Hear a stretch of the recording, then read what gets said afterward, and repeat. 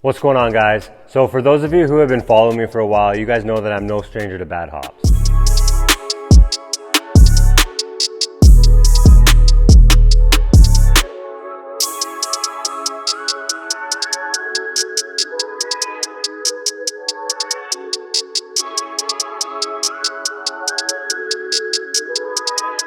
Now that was a freak accident, and there are ways and approaches that you can make to make sure that that doesn't happen to you and that you avoid bad hops, which is what we're going to talk about today, so let's get right into it.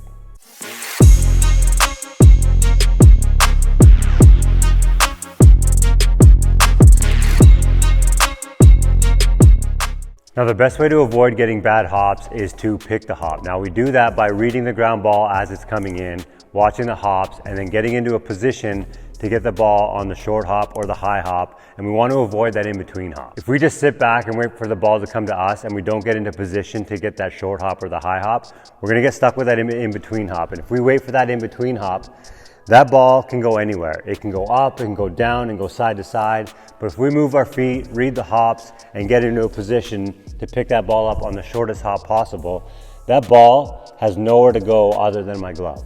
But if we sit back and get that in-between hop, like I said, it can go anywhere. And if we take a drop step and read that ball on the high hop, we're gonna get it on the high hop, have more time to get behind the ball and see the ball longer, and then get it up on the high hop. Now working on short hops is something that MLB players still do daily, so I'm gonna link that video above. But if MLB players are still doing these basic drills daily, then you should too. So no matter how good you are or how good you think you are, you should never stop doing these basic drills. Okay, if you want to be an elite player, that doesn't mean that you skip the basics. If you want to be an elite player, that means that you never skip the basics. So for the first drill, something that you can do by yourself, we're just going to get on our knees and we're going to drop the glove, and we're just going to drop the ball from about chest high and work on picking the ball up on the short hop. Okay, coming nice and short through the ball like that, picking it up right after it hits the ground. We don't want to wait for it to come up and then down, right after it hits the ground. Okay, just like that. And then we're going to work backhands. Again, just pick it up right after it hits the ground, and then you can come to your feet and you can do the same thing actually without your glove. Forehands and backhands. Then you can grab your glove, same thing. Forehands, backhands. Nice and short, coming through. We're not swiping like that. And then if you have a partner or a coach, you can get back on your knees and you can throw each other short hops, and you're just gonna throw the ball back and forth. Work on picking the ball up on the short hop, forehands and backhands. And then we're gonna get to our feet and we're gonna do the same thing. Get nice and low, work on getting that short hop like that from your coach or your partner. Now, if you don't have a partner, find a brick wall in your house or in the neighborhood at a school or something and face the wall and just throw yourself hops off the wall and work on picking the ball up on the short hops.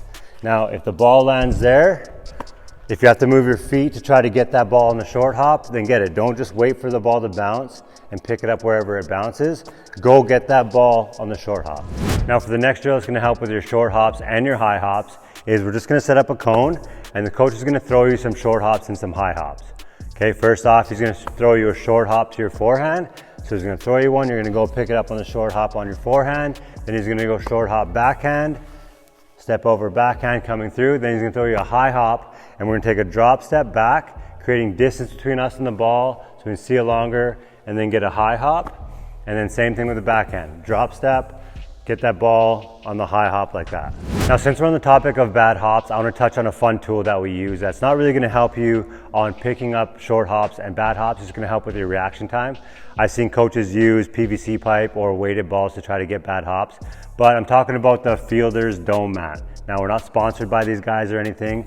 It's just a fun tool that we use. So basically what you do is you set this up on the ground and you hit or you roll ground balls to the players, and it's gonna hit one of these balls and it's gonna take off either left or right. It's gonna give you the simulation of a bad hop, basically. It can be a fun game with the kids and it just kind of helps them with their reaction time. Thank you so much for watching, guys. If you liked the video, please give it a thumbs up. And if you haven't yet, hit that subscribe button below and I'll see you guys next week.